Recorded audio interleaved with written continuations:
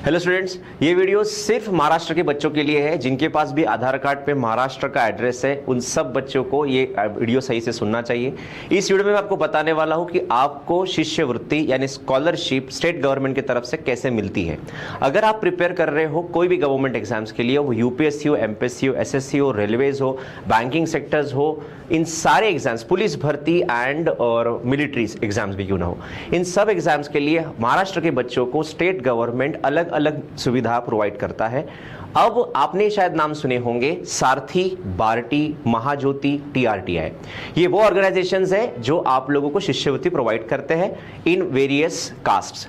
मैं उसके बारे में आपको आज वीडियो में समझाने वाला हूं। इसका फॉर्म ओपन अप हो चुका है, आप जरूर सही से देखिए, खुद को रजिस्टर करिए और आप जिस इंस्टीट्यूट में पढ़ना चाहते हो उस इंस्टीट्यूट में फ्री ऑफ कॉस्ट पढ़िए। उसके अलावा आपको पढ़ने का 6,000 रुपये महीना भी मिलेगा, 6 महीने के लिए, 8 महीने के लिए। ये अलग अलग है, 6,000 है, किसी का 20,000 है, किसी का 22,000 है। ये सारी बातें भी इस वीडियो में करने वाला हूं, अंत तक जुड़े रहिएगा। और एक बात मैं अभी बता दूं कि ये इसमें आने वाले हर एक अपडेट मैं आपको इस चैनल पे दूंगा। इस चैनल को सब्सक्राइब करके जरूर रखिएगा जिससे आपको इसके बारे में सारी जानकारी मिलते रहे।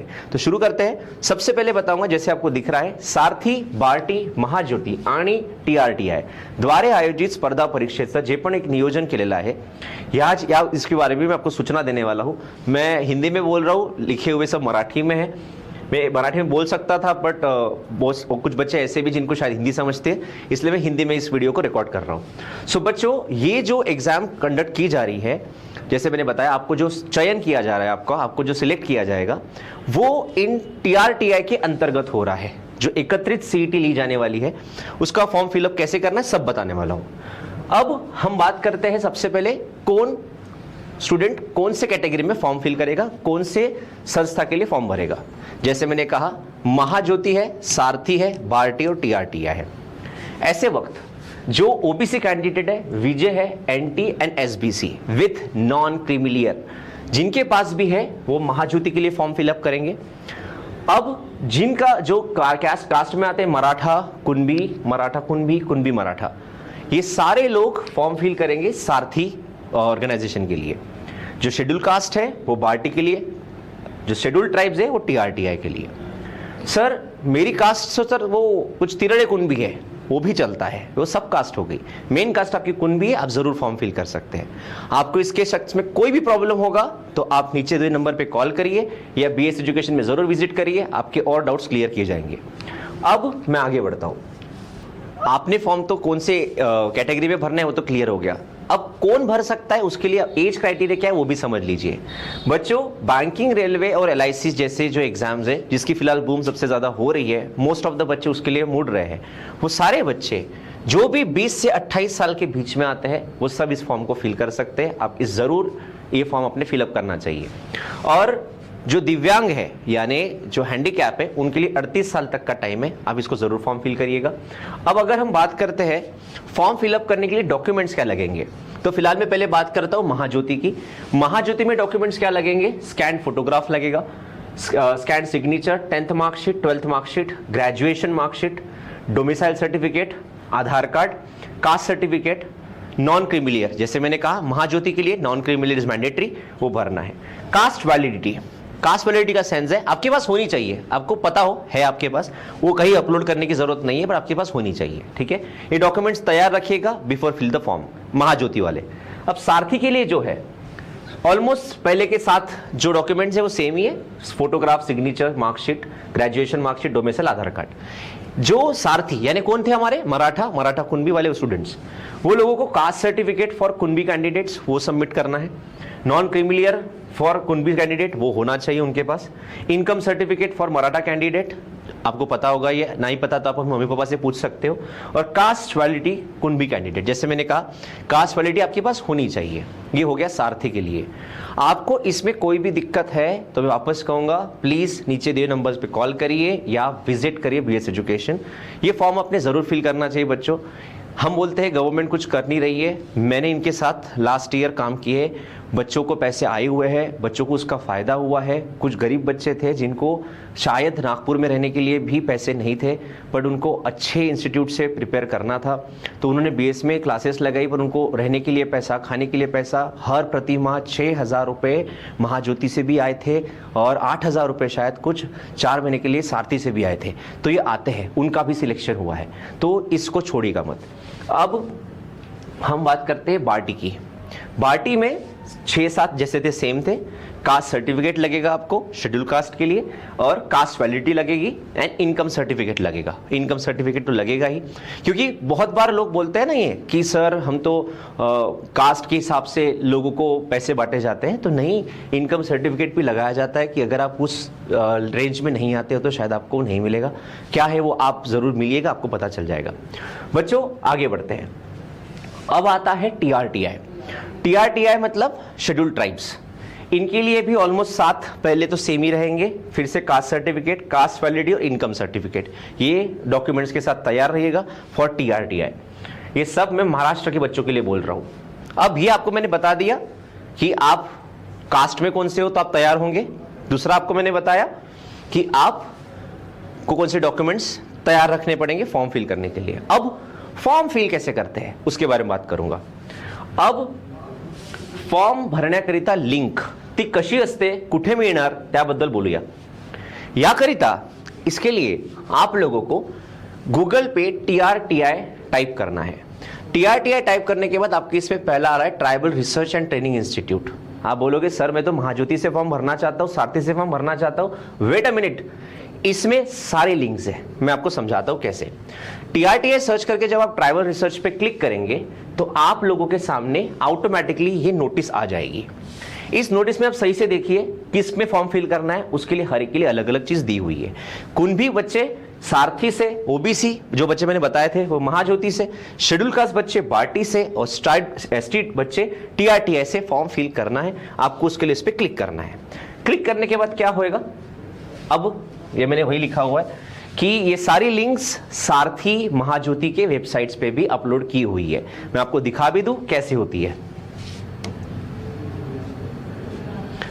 देखिए जैसे ये सारथी के लिए है, अभी जो सारथी का है, सारथी की मैंने वेबसाइट ओपन की है। सारथी के वेबसाइट पे अगर आप जाते हो नोटिस बोर्ड में, सो हम जब सारथी के साइट पे आएंगे तो देखिए आपको सारथी में नोटिस बोर्ड नोटिसेस में जाना है। नोटिसेस में जाने के बाद देखिए यहाँ पे भी ये देखिए सारथी कॉमन एंट्रेंस टेस्ट, इस पे आप क्लिक करेंगे। क्लिक करने के बाद आपको यहाँ फॉर्म की लिस्ट मिल जाएगी। अगर आप लोग, मैं आपको और दिखा देता हूं, अगर आप महाज्योति के साइट पे जाते हो, महाज्योति के साइट में नोटिस बोर्ड में जाते हो तो वहां पे भी इसकी लिंक डाली हुई है। आप यहां क्लिक करके भी फॉर्म फिल कर सकते हो। तो आप टीआरटीआई में हो, महाज्योति में हो, आप कहीं पे भी जाइए आपको लिंक मिल जाएगी। ठीक है, सो अब मैं प्रोसेस करता हूं आगे कि नेक्स्ट फॉर्म कैसे फिल करना है। ओके, सो जैसे मैंने कहा कि हम लोग यहां क्लिक करेंगे। क्लिक करने के बाद जैसे मैंने आपको लिखा हुआ ये भी आप पढ़ लेते हैं। अर्ज भरताना उमेदवारांनी पात्रता निकष पूर्ण केले आहेत याची खात्री करावी। कागदपत्रांची पडताळणी न करता ऑनलाइन चाचणीसाठी प्रवेश पूर्णपणे तात्पुरता असेल। क्योंकि आप लोग फिर से पहले डॉक्यूमेंट्स तैयार नहीं करते, अपलोड कर लेते हो, फिर आप लोगों को फिर कॉल्स करते हो कि सर मेरा फॉर्म सबमिट क्यों नहीं हुआ। क्योंकि मैं आपको बहुत स्पेसिफिक बता रहा हूँ, इतने नंबर ऑफ डॉक्यूमेंट्स आप पहले लिस्ट आउट कर लीजिए, उसके बाद ही फॉर्म फिलअप करने के लिए बैठिए। ठीक है, अब फॉर्म कसा भरावा, फॉर्म कैसे फिल करना। जब आपको मैंने जो लिंक बताई और आप उस पर क्लिक करोगे तो आपको कुछ इस तरीके से फॉर्म ओपन मिलेगा। आपको करना है click here for new registration. जब आप क्लिक करेंगे तो आपके सबसे पहले एक फॉर्म आगे डिस्प्ले होता है। सिंपल है, देखिए आईबीपीएस के फॉर्मेट का ही फॉर्म है ये। आपको आपका नेम वगैरह, कॉन्टैक्ट नंबर, आधार कार्ड नंबर सब डालना है। ये डालने के बाद आपको एक रजिस्ट्रेशन आईडी जनरेट होगी जो आप लोगों के मेल पे, सॉरी आपके फोन पे आएगी। आप सही से देख सकते हैं, आपको प्रॉपर मेल आईडी लिखी मिलेगी और पासवर्ड मिलेगा। ऐसा एक्स नहीं होगा, प्रॉपर नंबर होगा बाकायदा। ये आपने सेव रखना है हमेशा के लिए। जब ये हो जाएगा तो आप लोग फिर से जाएंगे, अब लॉगिन करेंगे। अब लॉगिन में जो ईमेल आईडी और पासवर्ड आपके मोबाइल पे आया हुआ है वहां फिल करेंगे और सबमिट करेंगे। सबमिट करते हुए आपका फॉर्म ओपन हो जाएगा। अभी तक आपने कोई भी एप्लीकेशन नहीं डाली है तो आपको क्लिक करना है न्यू एप्लीकेशन। न्यू एप्लीकेशन पे क्लिक करना, ये पॉइंट पे याद रखना, मैं इस पे वापस आने वाला हूं। न्यू एप्लीकेशन पे आपने क्लिक किया बच्चों, इसके बाद आप लोग आपके लिए डिस्प्ले होगा। डिस्प्ले होते बराबर आपको यहाँ पे क्लिक करना है कौन से स्कीम के लिए आपको फॉर्म फिल करना है, जिसमें यूपीएससी, एमपीएससी, एसएससी और एमपीएससी ग्रुप डी वाला वो भी है, बैंक, आईबीपीएस, रेलवे, एलआईसी। अगर आपने जैसे बैंक क्लिक किया, आपके बैंक सिलेक्ट करना है, उसके बाद सिटी कौन सी होगी वो आपको वहां पे चूज करना है। उसके बाद आता है बेटा चूज एग्जामिनेशन डेट, क्योंकि आपकी पहले एक सीईटी होती है, बड़ी नॉमिनल सी होती है, नाउन्स पहचानने हैं, बॉर्ड मार्क्स के प्लस माइनस इनटू सवाल जानने हैं, क्योंकि वो इस एग्जाम में देखना चाहते हैं कि बेसिक सा नॉलेज तो भी है क्या। इस एग्जाम से डरिएगा मत, ये एग्जाम में आप पास ही हो जाओगे। ये एग्जाम में आपको फॉर्म फिल करना है। अब उसके लिए कौन से सिटी से करना है आपको, आप कौन से सिटी में जाके फॉर्म एग्जाम देना चाहते हो वो आपको दिखेगा। जैसे आपने नागपुर में क्लिक किया, नागपुर पे क्लिक करने के बाद इसके बाद नेक्स्ट आपके लिए डिस्प्ले होगा। अब देखिए इसमें आपको फिर से बेसिक सा नॉलेज है, फादर्स नेम वगैरह है वो आप फिल करेंगे, डिटेल्स को वैलिडेट करेंगे। वैलिडेट होने के बाद वेरीफाइड सक्सेसफुली आएगा। उसके बाद बढ़ोगे बच्चों आगे बढ़ने के बाद अभी आता है क्वालिफिकेशन डेटा। आप qualification data SSC, HSC, graduation and post graduation का डेटा फिल करेंगे। आपको मैंने पहले वीडियो में बताया था, इसमें वापस बताता हूं। ग्रेजुएशन के आपको मांगे हुए यहाँ पे मार्क्स, परसेंट ऑफ मार्क्स, आप लोगों का मे बी सीजीपीए होगा, आपके कितने परसेंटाइल आए हैं, आप लोगों के रिजल्ट पे पीछे लिखा रहता है कि आपको 9 परसेंटाइल आई तो कितने परसेंटेज पकड़ना है, वो परसेंटेज आपको यहां लिखना है। बट सर मेरे जो रिजल्ट है उसमें नहीं था, तो बच्चों कुछ नहीं, सर्च कर लीजिए, you will get to know कि 7.5 या 8.6 जो भी आपके परसेंटाइल है उसके लिए कितने परसेंटेज यहां फिल करने हैं, वो आप फिल कर देंगे। फिर हम आगे बढ़ेंगे। जो भी हम लोगों ने अभी तक डॉक्यूमेंट्स तैयार रखे थे केबी के अकॉर्डिंगली, वो सब आप लोगों को यहां पे एक एक करके अपलोड करने हैं। इसके साइट में देखो 50 to 100 KB, 20 to 50 KB उसी में आना चाहिए। उसके लिए क्या करना है मैंने आरआरबी के पीओ के फॉर्म्स में फिलअप करते हुए बताया हुआ था। उसके लिए अगर आपको इमेज को चेंज करना है तो उसके लिए आपको इमेज रिसाइजर करके वेबसाइट पे जाना है, और अगर आपको पीडीएफ को साइट रिसाइज करना है तो ilovepdf.com पे आपको जाना है। वो आपको दिख रहा होगा लिंक पे, आप वहां पे क्लिक कर सकते हैं। वैसे मैं डिस्क्रिप्शन में भी लिंक डाल दूंगा उसकी, तो आप वहां पे जाके क्लिक करके भी आपके डॉक्यूमेंट्स को रिसाइज और प्रॉपर डॉक्यूमेंट्स में कन्वर्ट कर सकते हो। बच्चों ये फॉर्म आपका प्रॉपर्ली फिल हो गया। जैसे मैंने कहा एक बार डॉक्यूमेंट्स अपलोड हो गए, कहीं पे भी कुछ भी मत करना। आधार कार्ड में पैन कार्ड डाल रहे हो, कास्ट सर्टिफिकेट कोई और डाल रहे हो, जब आप आपके डॉक्यूमेंट्स बनाओगे तो उसको प्रॉपर्ली नंबर के साथ नाम लिख लीजिएगा कि ये आधार कार्ड है, ये मेरा 10th मार्कशीट है, 12th मार्कशीट है, ये आप करके ओके कर दीजिएगा। उसके बाद बच्चों आपको ये डेटा दिखेगा कि आपने क्या क्या फिल किया, आपके परसेंटेज मार्क्स क्या है, यहाँ पे सिग्नेचर दिखाएगी आपकी। ये एक बार आ गया तो आपका फॉर्म फिलअप हो गया है। ऑनलाईन नोंदणी केल्यानंतर उमेदवारांनी त्यांची प्रिंटआउट घेणे आवश्यक आहे, वो प्रिंटआउट लेके अपने पास रख लीजिएगा। अब इसके बाद सर एग्जाम कब होगी, ये आपको वेबसाइट पे रेगुलर चेक करते रहना पड़ेगा। सर वो नहीं पता चलेगा तो क्या होगा, उसके लिए चैनल सब्सक्राइब करके रखिए, मैं आपको बताते रहूंगा कि एग्जाम कब है, आपके सेंटर्स को कहाँ ढूंढना है और आपको कहाँ जाना है। ठीक है, अब ये सारी छोटी मोटी बातें बताई है मैंने कि कैसे फॉर्म फिलअप करना है, आपको अर्जदार ने क्या क्या करना चाहिए, ये आप पढ़ लीजिएगा। मैं ये बहुत बेसिक पॉइंट्स लिखा हुआ आपके लिए। अब बच्चों ये हो गया फॉर्म फिलअप करने का प्रोसीजर, आप इसको ज़रूर फिल करिए। अब मैं इसमें एक पॉइंट और ऐड करना चाहूँगा कि आप और भी एप्लीकेशन फिल कर सकते हो। जैसे आपने एप्लीकेशन फिल किया सारथी के लिए, बट आप एलिजिबल फॉर एग्जाम्पल आपने एसएससी के लिए भरा, आपको आईबीपीएस के लिए भी भरना है या पुलिस भर्ती के लिए भरना है, तो आप तीनों एप्लीकेशन भर के रख सकते हो। क्योंकि जरूरी तो नहीं है ना आपने आईबीपीएस का फॉर्म फिल किया और आपको जगह मिल ही जाएगी। हो सकता है आप उसमें स्किप हो गए तो आपको कोई और जगह में आपको शिष्यवृत्ति मिलना शुरू हो जाएगा।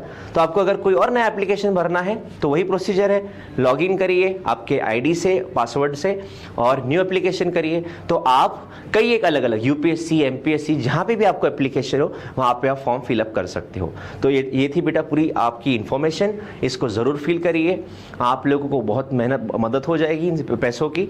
और आपको कौन से सेंटर्स डालने हैं, क्या डालने हैं, सारी जानकारी आपको कुछ भी चाहिए होगा तो मैं वैसे कह रहा हूँ, नंबर लिखा हुआ है, ज़रूर फिल करिए और इस सर्विस का पूरा फ़ायदा लीजिए। और आपको सिलेक्शन तक पहुँचना है, ये याद रखना है, सरकार भी मदद कर रही है और इसका फ़ायदा लेके आगे बढ़िए। फिर भी कुछ डाउट है so do contact me. Thank you.